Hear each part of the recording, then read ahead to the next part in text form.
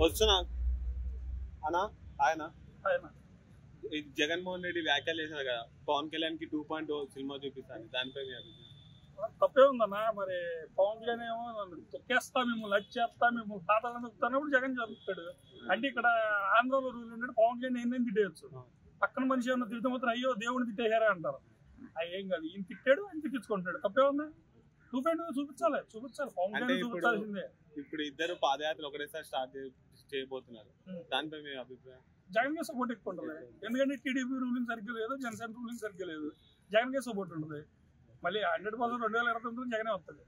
ఇప్పుడు నిన్న కూడా మాట్లాడుతూ కార్యకర్తకి నేను చూసుకోలేకపోయాను, అందరు ప్రజల కోసం చూసుకున్నాను, ఈసారి కార్యకర్తలకి ఎంత భరోసా ఇస్తారో మీరే చూస్తారు కదా అన్నట్టు. అదే అందువల్ల ఓడిపోయాడు అన్న. పాపం ఈ జగన్ చేసిన బ్లండర్ మిస్టేక్ ఏంటంటే డైరెక్ట్ జగన్ మధ్యలో వాలంటీర్ల ద్వారా అందరు ప్రజలు సేవ చేసాడు. మన జనాలు సేవ చేయకూడదు, దోచుకోవాలి. అది ఆ సేవ చేస్తాం చేసింది. అంటే మరి ఈసారి దోచుకుంటా అంటుంటా, ఇండైరెక్ట్ గా దోచుకుంటా అంటలా. ఈసారి కార్యకర్తకి న్యాయం చేస్తా, ప్రజలకి న్యాయం చేస్తా అంటుంది. నిన్న జగన్ ఇంటి దగ్గర కూడా కొంచెం మంటలు వచ్చింది, దానికి కూడా సెక్యూరిటీ ఇష్యూస్ గా వచ్చాయి కదా, దానిపై మీరు అభిప్రాయం? అదే అనుకోకుండా జరిగిన విషయం. వీళ్ళు వెళ్ళి ఏదో జరుగుతా ఒకటి జరుగుతూ ఉంటది కదా, అట్లా అంటే. రానున్న రోజుల్లో ఏపీ రాజకీయాలు ఎలా ఉండబోతున్నాయి? 2029 జగన్ కొట్టేస్తాడు 150 సీట్లతో. ఒకవేళ 2027 ఎలక్షన్ వస్తే అప్పుడు జగనే కొడతాడు. ఇప్పుడు పెట్టిన మళ్ళీ జగనే కొడతాడు. ఎందుకు వీళ్ళు మొత్తం అన్ని హామీలు వదిలేశారో, అంటే ఈ హామీలు మళ్ళీ వస్తాయి అనుకుంటున్నా. సూపర్ 6 కానీ ఇంకా ఏం పథకాలు వీళ్ళు చేస్తే రావన్నా. జగన్ చేస్తే మాత్రం 100% అమలు అవుతాయి. జగన్ 99% అమలు చేసిన నాయకుడు ఒకటే. జగన్ చేసిన తప్పు ఏంటంటే పాపం చిన్నపిల్లలు కూడా మంచిగా చూసుకుందాం, స్కూల్ కానీ అంటే ఆయన ఓటేలా లేదు, మేము ముందు తక్కువకి ఇస్తాను కానీ ఈయనకి వేసారు. అది కావాలి చదువుకుంటే బాగుపడతా వద్దు అన్న. ఎప్పుడో చిన్నప్పుడు బాత్రూలు ఆ స్కూల్ బాగోని అన్ని బాగు చేశాడు అన్న.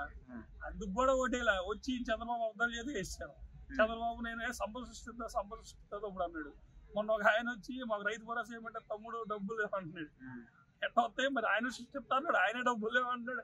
అన్ని మాటలు ఆయన. మళ్ళీ ఆయన ఏమంటే మాత్రం మన దేశ ద్రోహులు అన్నాయి. అసలు ఆయన మాట అనకూడదు, పవన్ కళ్యాణ్ మాట అనకూడదు. మరి వాళ్ళందరూ ఎక్కడి నుండి చూడిపోతారు కదా. ఇప్పటి వరకు పథకాలు అసలు ఏం మామూలుగా కావు కూడా, ఎప్పుడు కావు కదన్నా.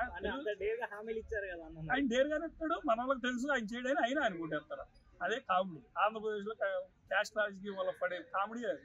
జగన్ బాబు 99 పాపమే కదన్నా 99% అమలు చేసిన ముఖ్యమంత్రి ఇంతవరకు ఎవరు లేరు. జగన్ తప్పితే జగన్ ఒక్కడే అట్లా చేయగల మొగోడు మాత్రం జగనే. మళ్ళీ 2029లో జగనే రావాలి.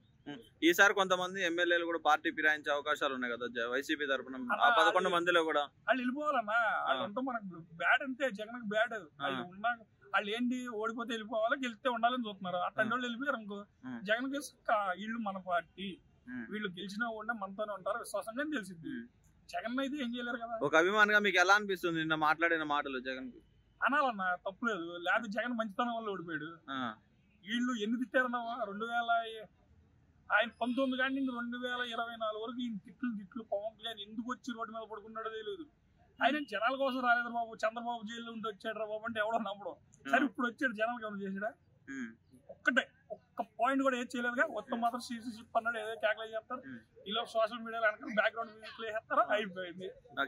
ఏదో చేస్తాడు. కేపాల్ గారు కూడా ఆఖరికి ఫైనల్ గా నారా లోకేష్ ని ఇష్టం ఉన్నట్టు తిట్టాడు నిన్న.